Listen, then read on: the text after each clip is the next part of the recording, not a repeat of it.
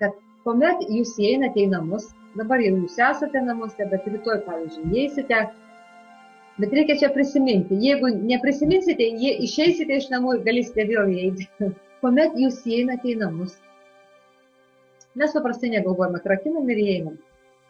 Įeinate, atidarote duris ir tuomet įvyksta kažkoks instinktyvus atsikvėpimas, kvėpavimas, kvapas, paprastai mes to nepastebime, nejaučiam, nesuvokim, esame nesąmoningi.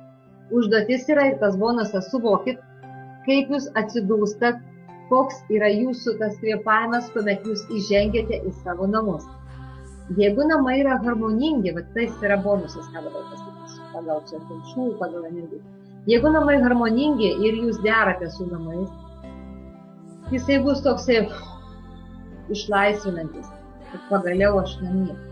Jeigu jis bus netoks jūsų autobusas, bet jūs jį suvoksite,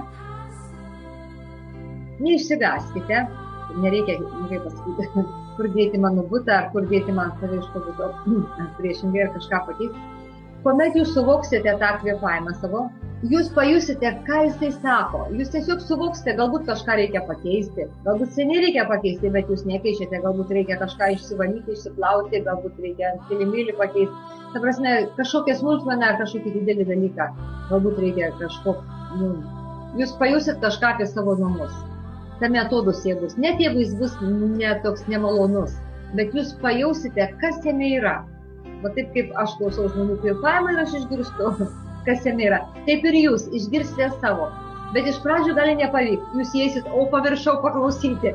Na gerai, išeikite ten į pašto dėžutę, pasiimti laikraščio ir vėl tada įeikite. Ir tada rakinate raktus, tada reikia, arba tada taip padarykite. Jau jauskite kvėpavimą prieš prieinant prie durų.